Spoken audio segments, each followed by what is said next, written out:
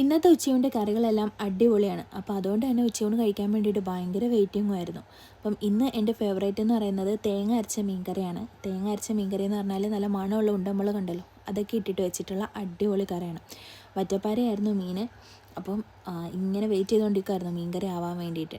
മീൻകറി മാത്രമല്ല വേറെയും കറികളുണ്ട്, പക്ഷേ നമ്മുടെ ഫേവറേറ്റ് മീൻകറിയാണ്. അപ്പം നമുക്ക് ചോറ് വിളമ്പാം.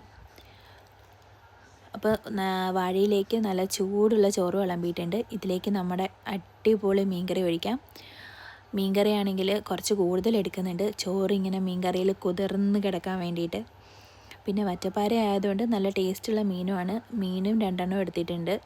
പിന്നെ ഞാൻ കറിക്കകത്തുനിന്ന് ഒരു മുളക് തപ്പി എടുത്തിട്ടുണ്ട്. ആ മുളക് ഇങ്ങനെ ചോറിനകത്ത് എവിടെ കഴിക്കുമ്പോൾ ആ മുളകിൻ്റെ ഒരു മണം ഉണ്ടല്ലോ, അത് അടിപൊളിയാണ്. നമുക്ക് ചോറ് തികയാതെ വരും, വീണ്ടും വീണ്ടും എടുത്ത് കഴിക്കാൻ തോന്നും.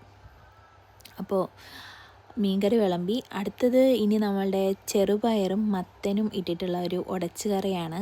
തേങ്ങ അരച്ചിട്ടുള്ള കറിയാണ്. തേങ്ങ കുറച്ച് ക്രഞ്ചിനെസ് കിട്ടാൻ വേണ്ടി അവിടെ ഇവിടെയൊക്കെ ഉണ്ടാവും. അതിനകത്തോട്ട് പച്ച വെളിച്ചെണ്ണയൊക്കെ ഒഴിച്ചിട്ട് നല്ല ടേസ്റ്റുള്ളൊരു കറിയാണ്, നല്ല ഫ്ലേവർഫുള്ളാണ്. പിന്നെ ഉള്ളത് തേങ്ങ വറുത്തരച്ചിട്ടുള്ള തീയലാണ്. നമ്മുടെ വീട്ടിൽ തന്നെ ഉണ്ടായ വഴുതനയും പിന്നെ കൊച്ചുള്ളിയും തക്കാളിയും, അതൊന്നും നമ്മുടെ വീട്ടിലുണ്ടായതല്ല. അതൊക്കെ വെച്ചിട്ട് ഉണ്ടാക്കിയ നല്ല എണ്ണയൊക്കെ തെളിഞ്ഞ നല്ല അടിപൊളി തീയൽ.